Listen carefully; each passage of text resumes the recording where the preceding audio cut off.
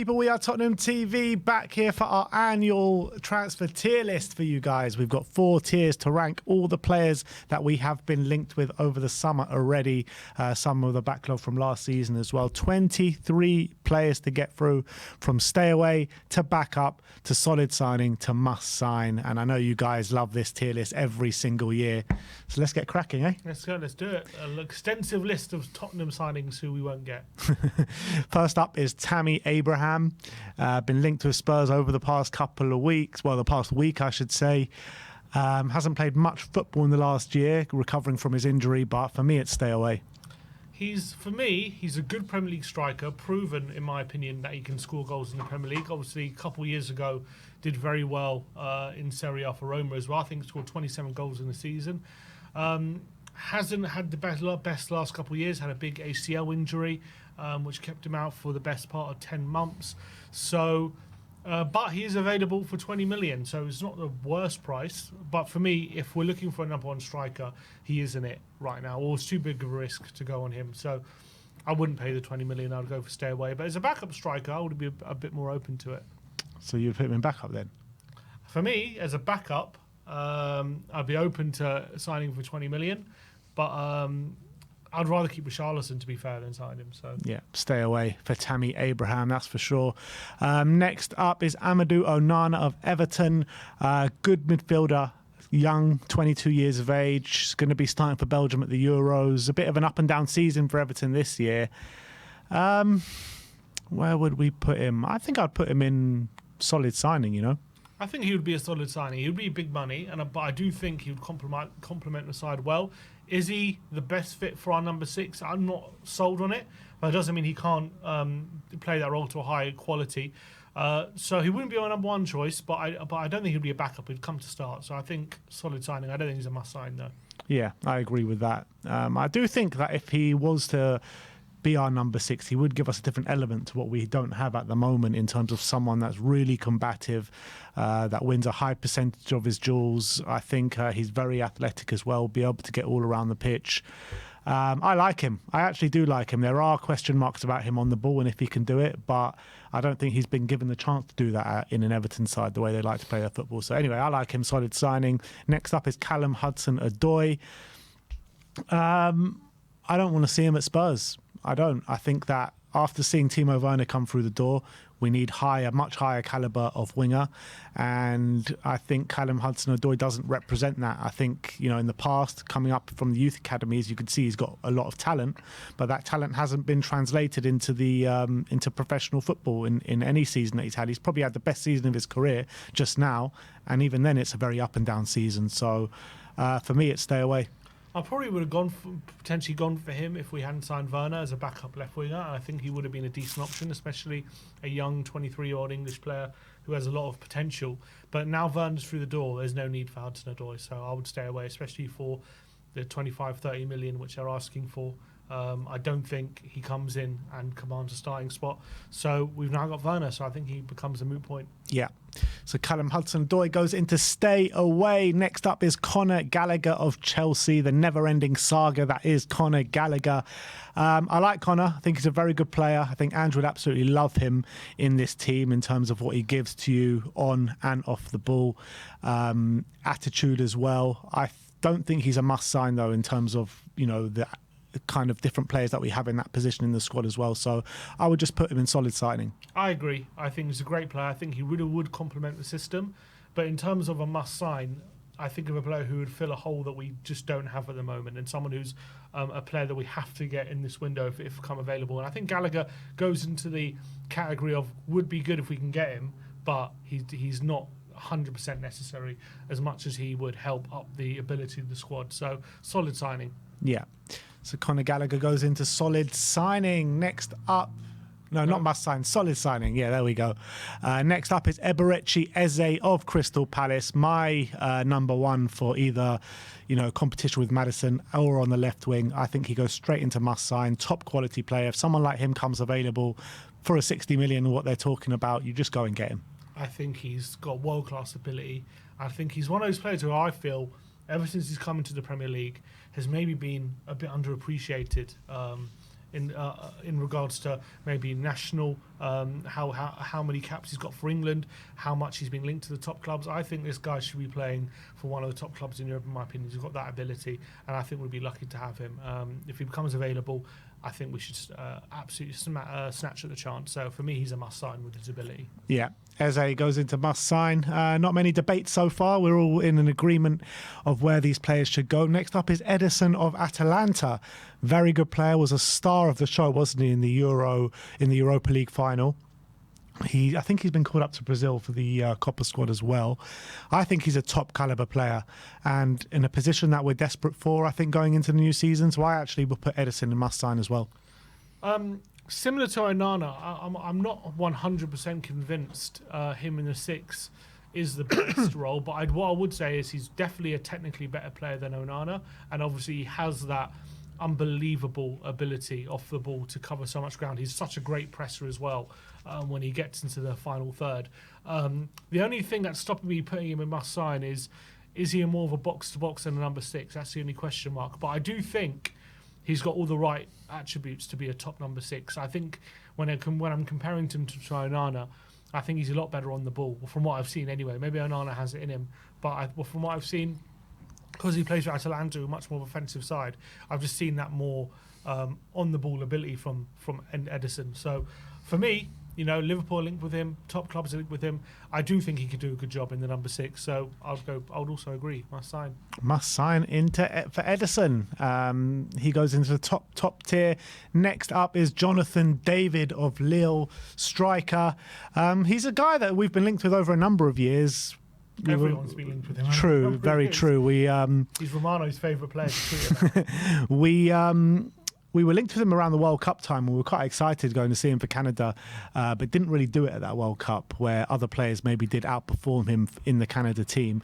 Romano has said about him this summer that, the Lille, I think, chairman says that he is up for sale because of his contract situation. He scores a lot of goals in the French league, year in, year out. I do think he would be a bit of an upgrade on Richarlison, and I think he offers something different that Richarlison doesn't. So I think having them two as our number 9s, I think is good options to go into the next season with. Is he of that caliber that you're saying, like, if he comes available, you just have to sign him no matter what? I don't think so. But I think if you sign him, he is a solid signing.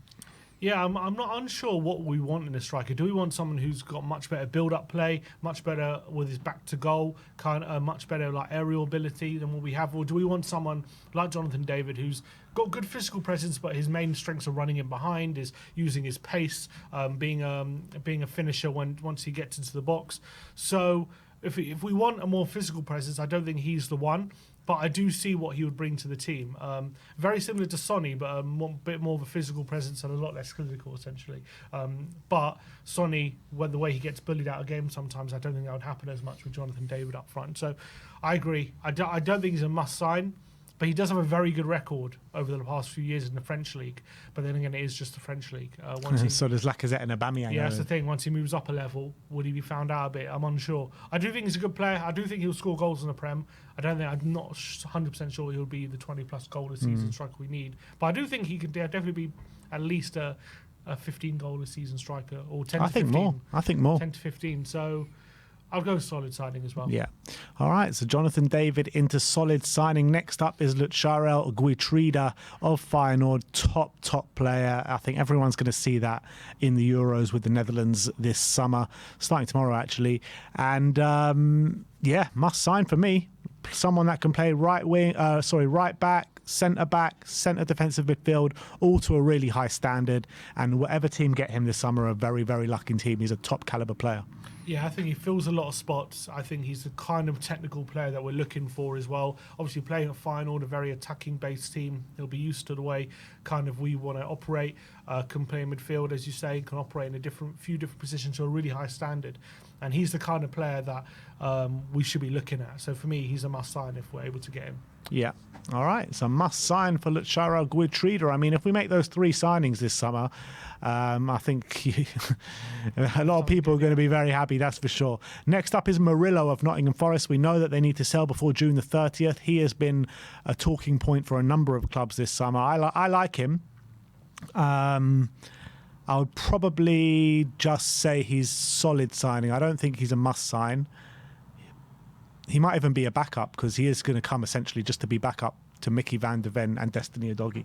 Yeah, I'd agree. I've never seen him play left back before, but definitely a centre back. He's going to be a. I do think he has the profile to play left back. The way he does play, does like to get forward. He is brave on the ball, so I do think he could play maybe that role as well at left back if need be.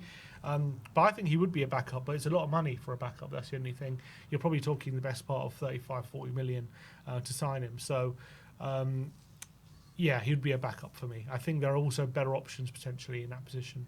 Yeah, well, Ito's gone now, hasn't he? He's gone to Bayern Munich. Gone, yeah. They were talking about Ito and Murillo on kind of similar standpoints in terms of the scouting.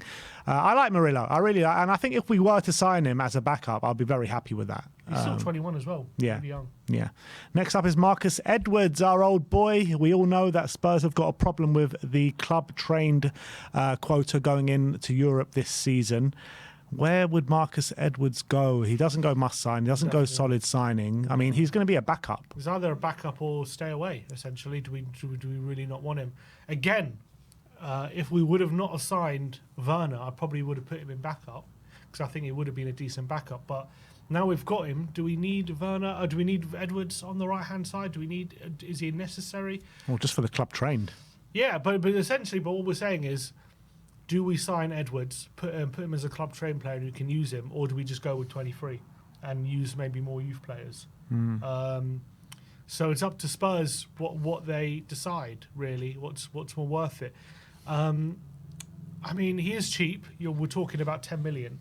So for that price, there's not that much downside, I guess. But I don't know, I'm not convinced he comes in and makes a big impact. Although I do think he's a good player. Is he better than Callum? Callum Hudson-Odoi. Is he better than... Probably not. I'll probably say Hudson-Odoi has a bit more physical presence, a bit more Premier League ready. He's taller. I also think he's got a better shot than Edwards, although Edwards has got a decent left foot. I think dribbling, Edwards might have a bit more to his game when it comes to dribbling and a bit nimble, better in tight spaces than Hudson-Odoi. I would argue that the style of play that Marcus Edwards has over Callum Hudson-Odoi is actually more suited to us. Potentially, I think I could get on board with that, look, it's 10 million. I would prefer to bring in Marcus Edwards and Callum Hudson-Odoi as well. Well, considering Hudson-Odoi plays on the left, then yeah, me too, because I don't think we got Werner now, so I don't think we don't need another backup player there. We need a starter there. So I would put Edwards in backup. So I'm happy to put him back up. And he's a Spurs boy as well, so we'll give him the benefit of the doubt. Marcus Edwards goes into backup. Next up is Ivan Toney of Brentford. Obviously, he was flying before he got that the gambling ban. Since he's come back, he's been a bit hit and miss. He started off really well, and then he went 10, 11 games without scoring a goal, which he'll be really unhappy about. But did get the call up to the Euro squad for England on the back of that. Very talented player. Question marks about his attitude. But I think as an out-and-out striker, he might be the best one on this list. Well, it tells you about the market of strikers right now, I think. Yeah, potentially. But I still think he's a solid signing. He'll be a very exciting signing, in my opinion, regardless of the attitude problems. Yeah, I like him. I think his all-round game's brilliant. He's got, I think, probably on this list, the best with his back to goal, bringing other players into play. His all-round game is brilliant. Obviously, we knows how the back of the net is.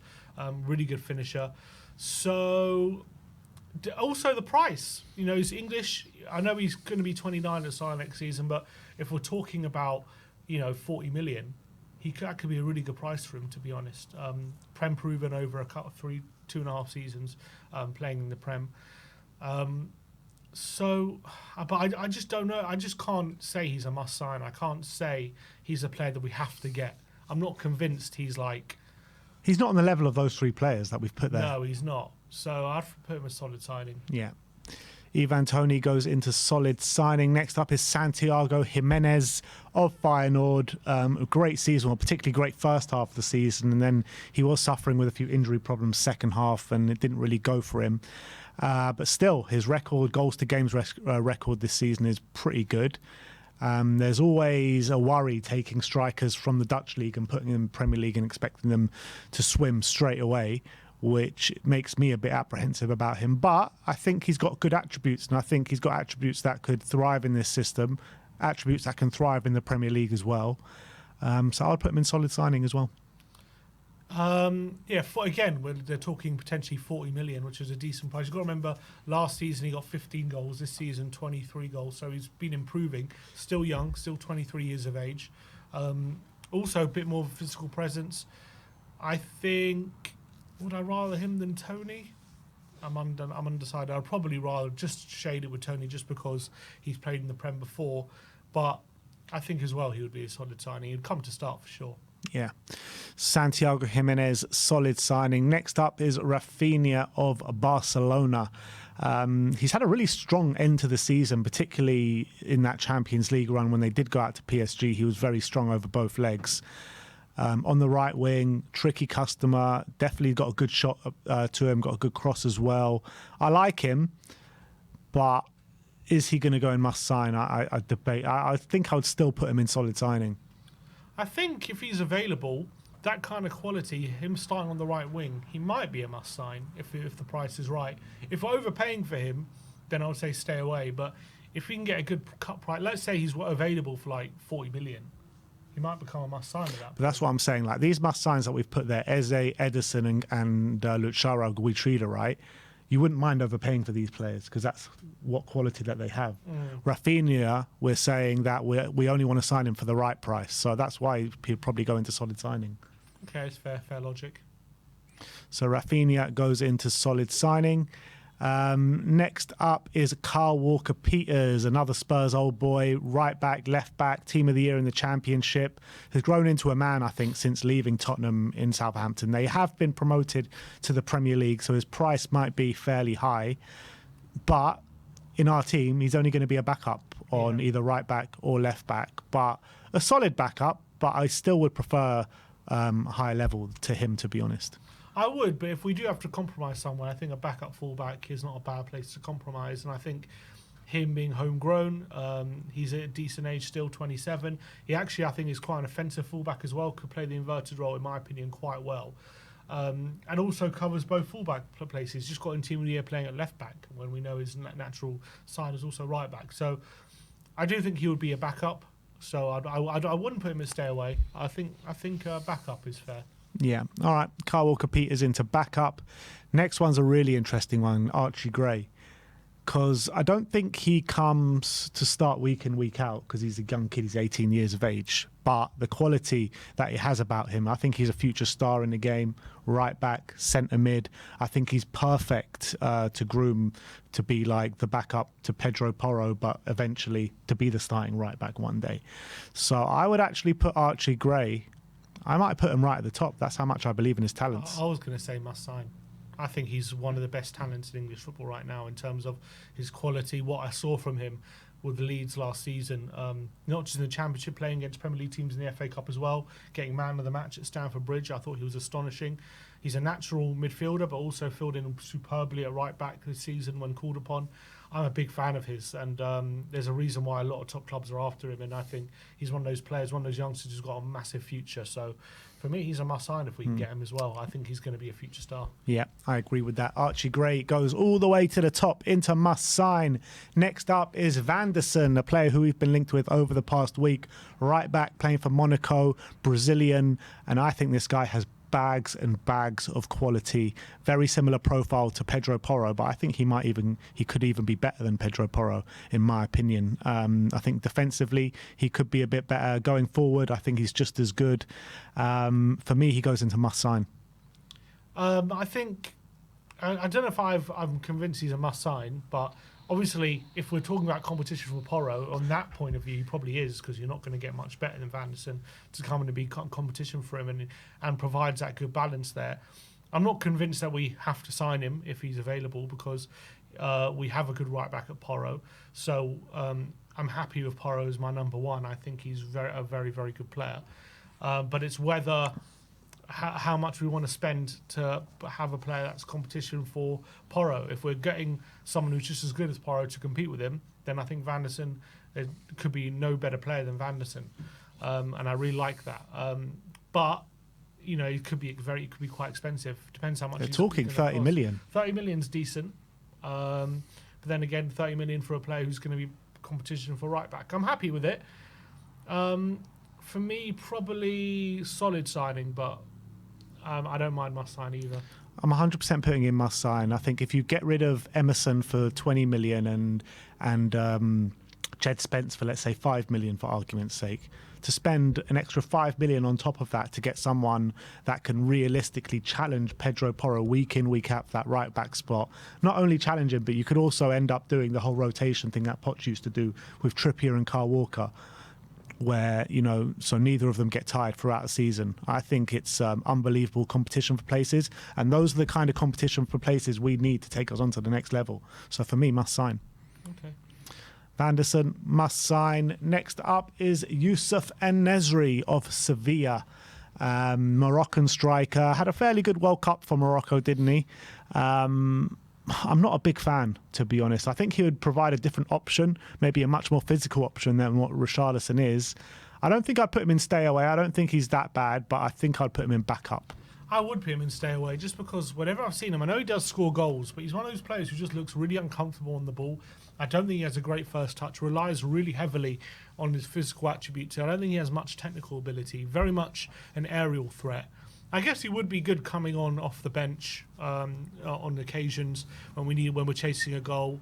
I do think if we were to sign him, we would very quickly get frustrated with him. I'm sure he would score goals. Could he not be our new Fernando Llorente? I think Llorente had a bit more technical ability than El-Nesyri. I think El-Nesyri's a good player. I think he can bully centre-backs as well. And we've seen him, but for me, if we're talking about signing him for big money or 30 million, 40 million, I know he'll maybe get a few goals, but I don't think he's the kind of player who would really upgrade us. He would give us a different option, but I don't know. I feel like we should stay away from him. Yeah, I'm not mad at staying away from El-Nesyri. I'd prefer us to bring in higher caliber of player, but I think if we were to bring him in, I guess it would be the same for Tammy Abraham, wouldn't it? He would come in as a backup. I'm comfortable putting him in stay away, to be fair. En-Nesyri will put in stay away. Next up is Riccardo Calafiori, top class, had an unbelievable season for Bologna this year. Left back, left centre back, amazing on the ball, even good defensively as well. Must sign for me. Yeah, I completely agree. I'm convinced that this guy can really challenge our backline in terms of for first team spots. I think he's brave on the ball. I think he's got so much quality. He's a great defender, aggressive defender as well. I put him in must sign. I really want him to come to Spurs. Yeah, must sign for Riccardo Calafiori. Next up is big Dom Solanke of Bournemouth. I mean, the price that they're talking about, 60 million for him, I think is way over the top. Heavy English tax and Premier League tax on that. Not a must sign. I think he would be a solid signing. Is he that much better than Richarlison? Is he better than Richarlison at all? I question that. I think he offers something different. I would probably put him as backup because I'd rather Tony and Jimenez, probably because of their technical ability, rather than Solanke. But I do like Solanke's physical presence. I do think he's better technically than El-Nesyri. Obviously, proven, 18 Premier League goals last season. I think 12 the year before then as well. So seems to be getting better over the last couple of seasons. Was really unlucky not to make the England squad, but I think for the price you're there banding about, it's a big ask. So I'll probably put him in backup.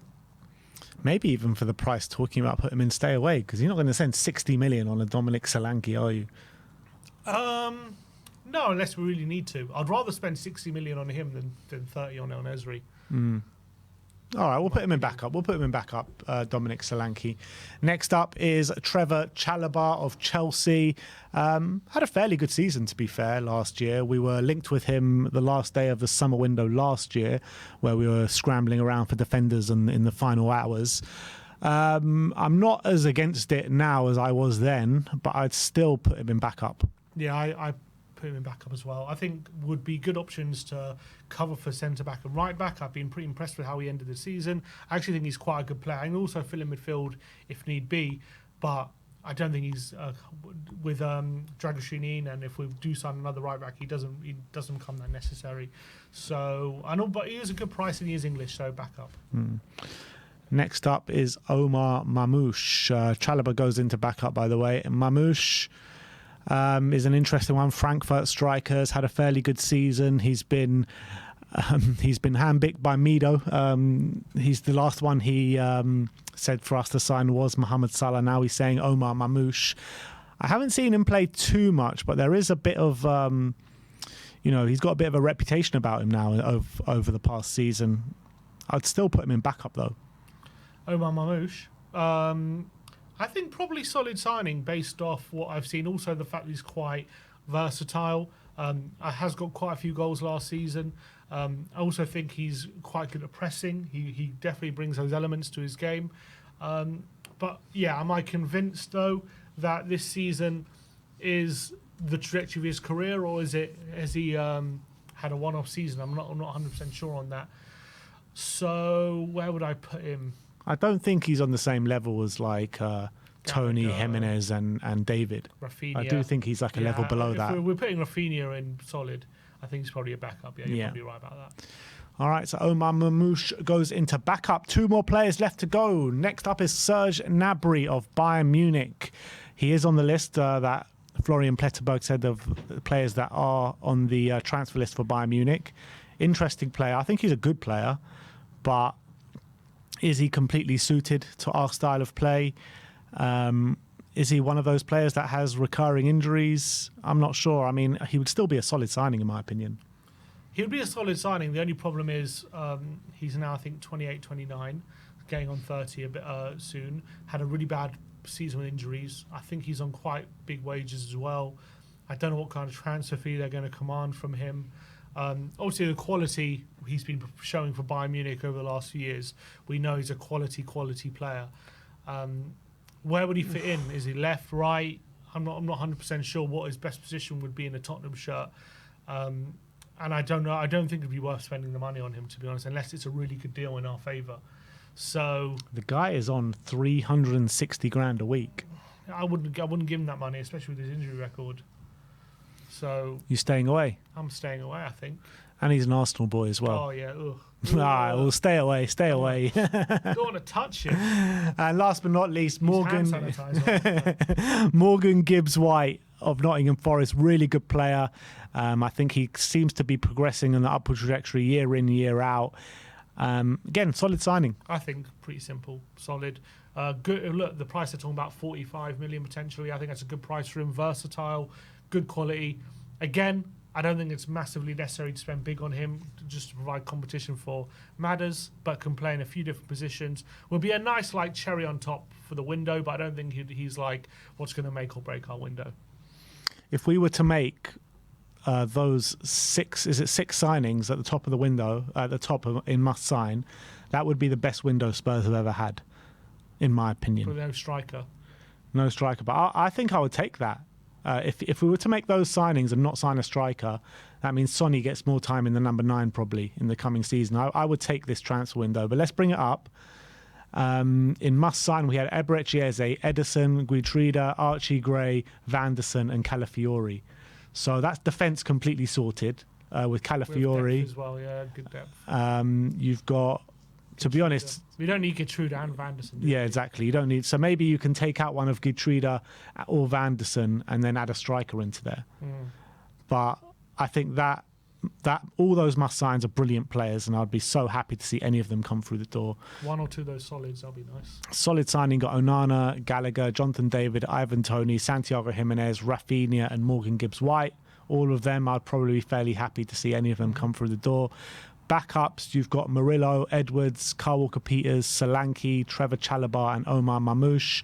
I mean, I wouldn't be angry if I saw them come in. I'd just be a bit like... I'd probably be underwhelmed if the majority of them came in. Murillo I'd be happy with, to be fair.